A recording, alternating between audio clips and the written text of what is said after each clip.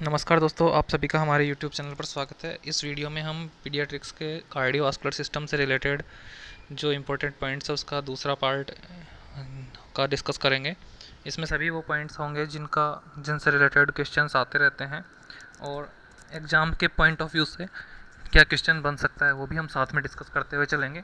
इसमें पूरी थ्योरी ना पढ़ के हम केवल इंपॉर्टेंट पॉइंट्स ही पढ़ेंगे। इनको पढ़ें इससे पहले मैं एक बार रिक्वेस्ट करना चाहता हूँ, यदि आपने अभी तक हमारे यूट्यूब चैनल को सब्सक्राइब नहीं किया है तो प्लीज़ सब्सक्राइब कर लीजिए, ताकि आपको जो भी लेटेस्ट अपडेट्स हैं नर्सिंग वैकेंसी से रिलेटेड और जो भी नर्सिंग नोट्स हैं वो सभी इसमें मिलेंगे। तो शुरू करते हैं फ्रेंड्स इसको। और जो पहला पॉइंट है वो आप देख सकते हैं, for an infant in heart failure our formulas with increased calorie intake are given to meet the greater caloric requirement from the overworked heart and labored breathing। Means ये बोल रहा है कि जो हार्ट फेलियर होता है इन्फेंट में उनको हम इंक्रीज्ड कैलोरी इंटेक वाले फार्मूलाज देते हैं ताकि उनके कैलोरी रिक्वायरमेंट फुलफिल हो सके। अगला जो पॉइंट है वो बोल रहा है neonates vascular system changes with birth. Obviously आपको पता है, जिसमें डक्टस आर्टेरियोसिस के बारे में बोल रहा है ये कि तो यही बता रहा है कि डक्टस आर्टेरियस के थ्रू जो ब्लड का फ्लो होता है उसको रिवर्स कर देता है और अल्टीमेटली ये क्लोज हो जाता है। तो ये चेंजेस होते हैं। Ductus arteriosus closure typically begins with, ये फ्रेंड्स वेरी इंपॉर्टेंट है कि कब शुरू होता है, within first 24 hours after birth के 24 आवर्स में ही शुरू हो जाता है बंद होना, और कुछ दिन बाद ये बंद हो जाता है। अब कब बंद होता है वो भी हम देखेंगे। जो अगला पॉइंट में लिखा हुआ है कि एट बर्थ पे क्या होता है, oxygenated blood normally causes the ductus arteriosus to constrict. ये भी इंपॉर्टेंट पॉइंट है कि कौन सा क्या कारण है जिसके कारण से डक्टस आर्टेरियोसिस जो कॉन्स्ट्रिक्ट हो जाता है, क्लोज होता है, वो है ऑक्सीजनेटेड ब्लड। ठीक है। और यह वेसल कब तक कम्प्लीटली क्लोज होती है, 6 सप्ताह की उम्र होती है तब तक ये बंद हो जाती है। तो आपको पता होना चाहिए फर्स्ट 24 आवर्स में ये शुरू होता है और नेक्स्ट 6 वीक्स में ये बंद हो जाता है। पेटेंट डक्टस आर्टेरियोसिस, जिसको आप पीडीए बोलते हैं, यह कैसा डिफेक्ट है, असाइनोटिक डिफेक्ट है। ठीक है। इसमें क्या होता है कि पल्मोनरी ब्लड फ्लो बढ़ जाता है, जिसके कारण से एक्सेसिव ब्लड फ्लो लंग्स को होता है, और इसका कारण है कि अरोटा में हाई प्रेशर होता है। इस वजह से जो लंग्स को प्रेशर है, लंग्स में ब्लड है वो ज़्यादा जाता है।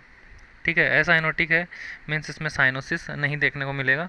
हार्ट फेल्योर प्रीमेच्योर इन्फेंट में एक मोस्ट कॉमन कॉज होता है, जिसमें कॉमन होता है पेटेंट डक्टस आर्टेरियोसिस में। ऑब्वियसली आपको पता है हार्ट डिफेक्ट है तो हार्ट फेलियर के चांसेस ज़्यादा रहते ही हैं। अगला आप देख सकते हैं कि जिसको पीडीए होता है, प्रीटर्म नियोनेट की बात कर रहे हैं, उन जिनमें पीडीए होता है और गुड रीनल फंक्शन होते हैं, वो ओरल एंडोमेथासिन आप दे सकते हैं। ओरल एंडोमेथासिन जो क्या करता है कि डक्टस आर्टेरियोसिस को क्लोज करने में मदद करता है।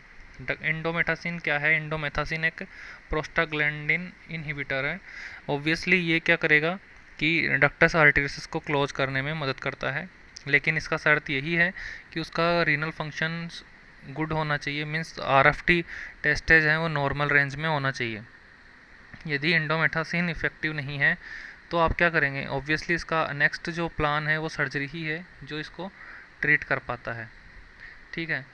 अब देखिए एक और बात देख लेते हैं अगला, कि continuous turbulent flow of blood from the aorta through the PDA to the pulmonary artery produces a machine like murmur. Means एक इम्पोर्टेंट पॉइंट यही है, machine like murmur is seen in, तो उसका आंसर आप देंगे pulmonary artery, oh sorry PDA, patent ductus arteriosus में machine like murmur होता है। मीन्स अरोटा से फिर वो जाता है पीडीए डक्टस आर्टेरियोसिस और फिर उससे पल्मोनरी आर्टरी। तो इसमें क्या होता है कि मशीन जैसा मरमर सुनाई देता है, वो आप इसमें चूज़ करना हो आपको तो पेटेंट डक्टस आर्टेरियोसिस ही चूज़ करना है।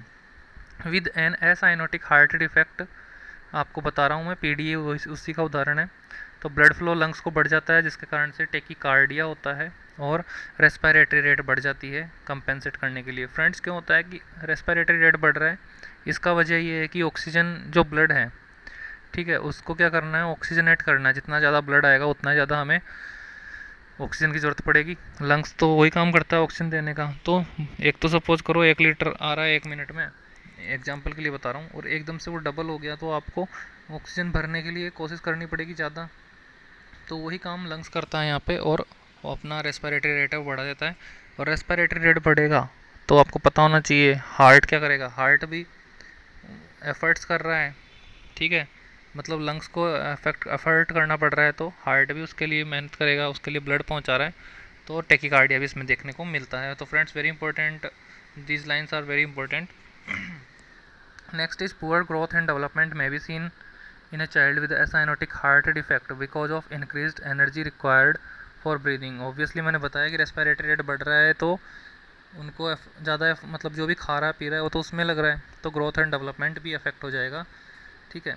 इसाइन मेनेंजर कॉम्प्लेक्स, ये क्या होता है, एक वीएसडी में is a ventricular septal defect coupled with pulmonary high blood pressure, means pulmonary high blood pressure भी है और वीएसडी भी है, जिसके कारण से क्या होता है कि राइट टू लेफ्ट शंट है वो हो जाता है इसमें, an enlarge right ventricular and latent और clearly visible cyanosis, means Eisenmenger complex है, उसमें वीएसडी भी होता है और वीएसडी के साथ में जो पल्मोनरी हाई ब्लड प्रेशर होता है, ठीक है। मीन्स राइट जो वेंट्रिकुलर है, राइट साइड में तो लंग्स को जाता है, तो राइट साइड में प्रेशर बढ़ गया, ठीक है, इसकी वजह से आपको साइनोसिस देखने को मिलेगा और डिफेक्ट के साथ प्रेशर भी उल्टा हो जाएगा। ये राइट टू लेफ्ट शंट होता है, आपको ध्यान रखना है। यही एक ऐसा शंट है जिसमें इसाइन मेनेंजर कॉम्प्लेक्स आप जिसको बोल सकते हैं। अगला आप देखिए स्क्रीन पे, इसाइन मेनेंजर कॉम्प्लेक्स में include an overriding aorta. Overriding aorta means जहाँ से ओरिजिनेट होती है उससे ओरिजिनेट ना होकर के दूसरी तरफ से ओरिजिनेट होती है, मीन्स लेफ्ट साइड से ओरिजिनेट होती है वो मोस्टली। आपको एनाटॉमी का ऑब्वियसली बेसिकली इसका नॉलेज होना चाहिए फ्रेंड्स, यदि आपको डिटेल्ड डिस्कशन चाहिए इन पॉइंट्स पर, तो अभी टाइम का शॉर्टेज है, इस वजह से मैं इतना डिटेल्ड इस पर लेक्चर नहीं डाल रहा हूँ। obviously later after the exam of the Delhi NETS nursing exam officer exam we will discuss about these things in detail, okay। So we are only discussing points which are important for exams। So next point is failure of the septum to develop between the ventricles results in the left to right shunt which is noted in the VSD। Obviously VSD इस कारण से होता है कि जो ventricles के बीच में septum होता है वो डेवलप नहीं हो पाता है। When the septum fails to develop between the atria it is considered as ASD, ये भी आपको पता है। For small VSD stitch closure is perform, एक स्टिच दे करके हम बंद कर देते हैं और जो लार्ज होगा उसके लिए एक स्विंग पैच लगा देते हैं डिफेक्ट पे, ठीक है।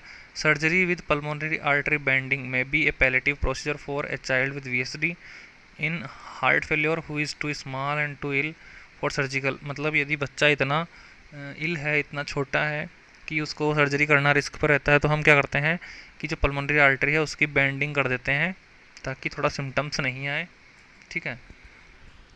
आगे है एंडोकार्डियल क्वेश्चन डिफेक्ट्स, वो सबसे ज़्यादा किस में देखा जाता है, most in down syndrome. Down syndrome का बच्चा होता है उसमें एंडोकार्डियल क्वेश्चन डिफेक्ट है वो देखने को मिलता है।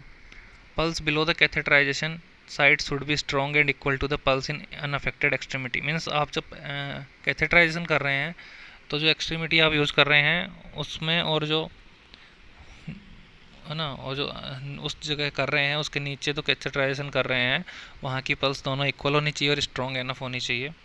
वीक पल्स हो गए तो आप दिखा सकता है कि आपने वेसल ऑब्स्ट्रक्शन कर दिया है या परफ्यूजन प्रॉब्लम हो गई है उसके कारण से।